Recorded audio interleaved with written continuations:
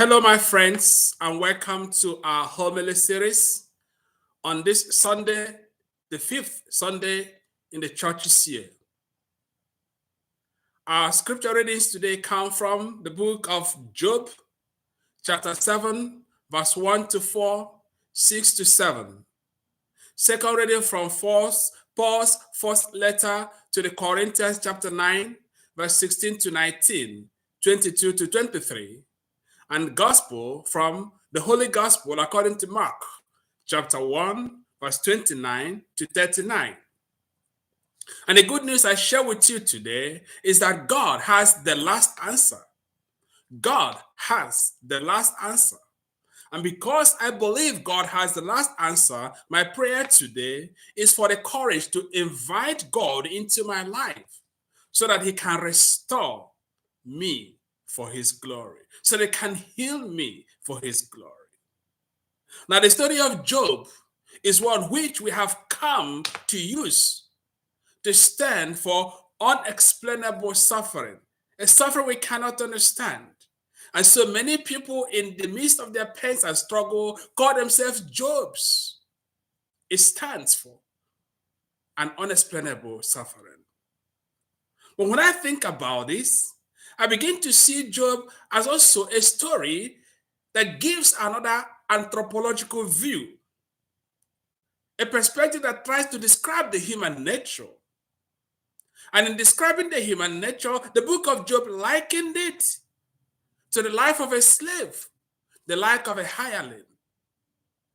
The status of a slave and hireling in the socio-economic culture of the time appeared to be a status that cannot be changed as an enduring status, near permanent conditions. Consequently, what would the hireling want? What would the slave desire? Since he knows he is condemned, as it were, to be in those socio-economic statuses. The hireling will not be praying to get his wage so that he can put body and soul together and continue to drag on.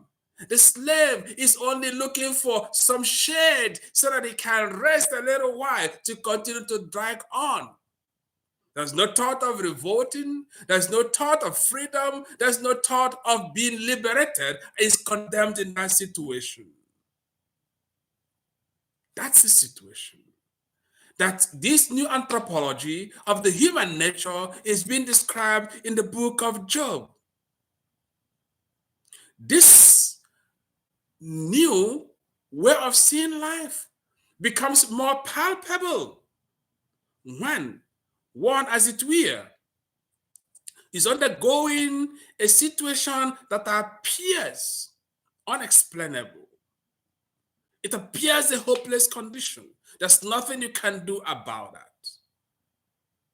And I'm sure you and I, at one time or other, have found ourselves in similar situations with unexplainable suffering and pain, with near situations that you think we cannot get away from. And all we're looking for, how do we keep on going? It may be for a short while, but it could be an enduring while. And all this, what do we think about? What will be our attitude? At these times, we find ourselves praying our hearts out. We go to see doctors. We go to consult experts. All the time thinking we're going to change the situation. We try to revolt thinking we're going to change the situations. Sometimes I'm sure we do, but not always. Consequently, when these situations persist, when these hopelessness seem to persist, a lot of people stop praying, they stop believing, they stop trusting. Unfortunately, some people begin to carry on some addictive attitudes as a way of trying to cope. If this is your story, if this is the story of someone you know, I want you to pay attention and to remember this.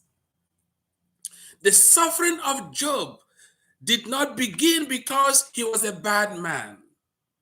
The suffering of Job did not begin because he did not work hard enough. The suffering of Job was not a result of some bad thing he did. The suffering of Job arose because of an extraterrestrial struggle that was going on where he did not know, how he did not know. The pain and struggle of Job began with this extraterrestrial struggle where God, we are told, in the gathering of the children of God, Satan came late, and God asked Satan, why you came late? And Satan was saying, I was prowling the whole world looking for somebody to be on my side. And God said, did you see my servant Job? What a good guy, a good person. And the devil said, no, he's not good. He is rather pretending to be good because you have given him a lot of material blessings. Once those material blessings are taken away, you will see his true character. He may curse you to your face. So it was a struggle between God and the devil. The God who boasted about the goodness of Job and the devil who thought that the goodness of Job was as a result of material blessings. That's all that brought Job to his suffering. Nothing he did wrong. No evil had he committed. Not his ability to work, but because of an extraterrestrial struggle taking place where he did not know, how he did not know. So in that way, we can see the book and the story of Job as a story of a struggle to get this answer. And the answer is this: whom do I want to take glory in what is happening to me? Whom do I make myself a trophy for? Why? Because the human agent suffering is not a robot kicked around. The human agent suffering is a participant in the struggle. And decide who gets the glory. Will God get the glory in my situation, or will the devil get the glory in my situation? Will God be happy to say, I boasted of this my child, that he is a good person because he believes in me? Look at the life and story of Job. He worked so hard. He blessed his children. He gave his children a lot. And when the children gather, he will imagine they may have done something, and he will make sacrifices on their behalf. He prayed, offered sacrifices. He did a lot of things because he believed in a God who is loving, who is merciful, and he recognizes himself and does everything. That's his story. So whom do you want to take glory? Whom do you make yourself a trophy for? Is God going to take the glory in your circumstance, or will the devil take glory in your circumstance? This is one way we can look at the story of Job. I'm no longer to ask, what did I do? What did I not do right? What did I do wrong? If it is God that you want to see take glory, then we should seek him in all circumstances, knowing that he has made us for good and he's not going to abandon us at the end of the day. But if you want the devil to claim victory, then give up your faith in the face of the challenges you face, in the face of the difficulties you face. The choice is completely yours. And also be ready for the consequences, because as I said, the human agent in this struggle is not a robot. He is a participant, and the way he leans determines who takes glory in the action taking place. In the gospel today, my friends, is an example of what we can do when we want God to take the victory. When we want God to take the glory, there is a way we behave. When we make ourselves to be the trophy of God, that's the way we behave. And what did the gospel tell us?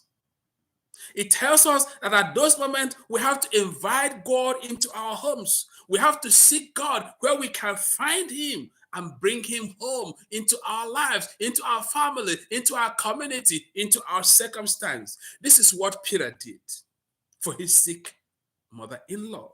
He did not begin to blame and say, this is a wicked God. This is a wicked Jesus. I'm going out with him, trying to convert the world and preach the good news. I was not around to help my mother-in-law. And being God, he did not interfere and intervene for my good. He let my mother-in-law be sick. He did not begin to bemoan such. All he did was to bring Jesus into his house, into his family. And we know the outcome. Jesus raised the mother-in-law, healed the mother-in-law, restored the mother-in-law to health. It's the same thing with the people in the community who began to bring their sick and their possessed to Jesus. They did not begin to bemoan how bad God had made their society to be full of sick people, possessed people, demonic people. No, they did not bemoan all those things and so lose faith or lose hope in God. All they did was to bring all their sick to Jesus, bring all their possessed to Jesus, because they know that Jesus has the power to make a difference in their life. They came seeking Jesus, knowing that he has the power to make a difference. In the same way, my friends, if we invite God into our lives, if we seek God in the face of our difficulties, invite him into our families, into our life struggles, into our society, he will surely heal us. He will surely restore us. Why? Because what you go through may not be because of anything you may have done.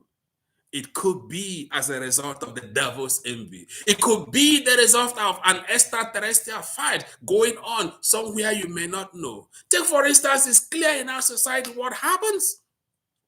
A lot of us are going through what we're going today as a community, as a country, not because we did bad. Take what happens in my country, Nigeria. The suffering there is not because people did not vote, but because somebody decided to truncate the election. Look at what is happening in the country here of the United States. The struggle and pain. It's not because people are not being good, but because there's a structure that makes things work in a different way.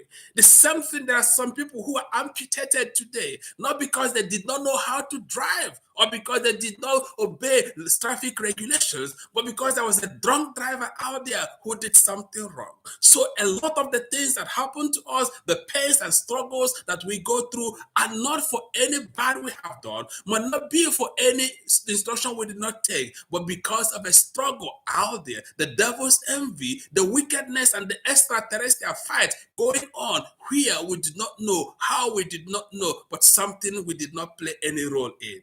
However, you and I have an opportunity to turn it around by leaning on God, calling on God, inviting on God into our lives, into our families, into our communities, knowing that he has the power to bring about transformation. This is what Jesus wanted us to have a knowledge of. That God has the last answer and he has the power to restore to health, to transform any situation that is killing us, harming us, making us to suffer. And because he wants all of us to know this, all people in the world to know this, he did not allow himself to be constrained in a location. So that even though people were asking, hey Jesus, he told his apostles, let's go to the other place that they may also know, that they may hear this good news, that they may experience the good things that can happen when God comes into their community, into their family, into their lives. Therefore, as a people who have experienced suffering and pain, as a people who live in a world filled with suffering and pain, as a people who live in a time and in a world where there are a lot of extraterrestrial forces fighting against us, a lot of structural and institutional forces fighting against us, what must we do? Number one, we got to learn to bring God into our lives. If we sincerely seek healing and restoration, we must sincerely bring God into our families. We must sincerely bring God into our society. If we sincerely seek healing and restoration, if we sincerely seek the overcome of evil and do that good may reign, we must sincerely bring God into our lives, into our community, into our family, into our church, into our country, into our institutions and structures, that he may speak the words of healing, the words of restoration, and to bring about all that we seek, because God wants our good. So, if you want a better world, we must do the same. We must let all people know that The favor in store for them is rich if God comes into their lives, into our society, into the institutions and structures of our community. There's so much. And so, as Paul will say, I cannot stop telling this good news. I cannot stop sharing it, my friends. We have an option to let all know that God intends good for us. Let all know that what we go through may not be for anything we have done. There are a lot of forces against us, a lot of extraterrestrial battles going against us, a lot of structures and institutions bent on killing and destroying us, a lot of bad people, wicked people out there creating harm and hard luck for us. We must tell people no, and to know equally that the situation comes and the solution will come with God coming in, with us believing, with us trusting and inviting God into our life, into our situation, that He may bring about restoration and healing. And believe me, He will do it because He did it for Job. He did it for Peter and his mother-in-law. He did it for the townspeople. He can do it for you because He is able. He can. That's why He is God. He can do it. So let's welcome Him. Let's invite Him. Let's bring Him into our lives. And let's, my dear friends, tell this good news that there is a lot of good, of blessing, of healing, of restoration in store for us as individuals, as a people, and as a community if we allow God come into our lives. I am God's trophy, and I believe you are God's trophy. And if we are God's trophy, we must be in action, in activity, because we are not robots in this game. We have to lean on the side of God and bring Him in so that God will take the last laugh, the victory lap about us, because God's victory lap about us is for good, is for heaven, is for our joy. But if the devil takes the victory lap on you, is for your destruction, as he meant it on Job. He can do it on you. But if you bring God into it, trusting God, believing God, not giving up, no matter what, you will win victory.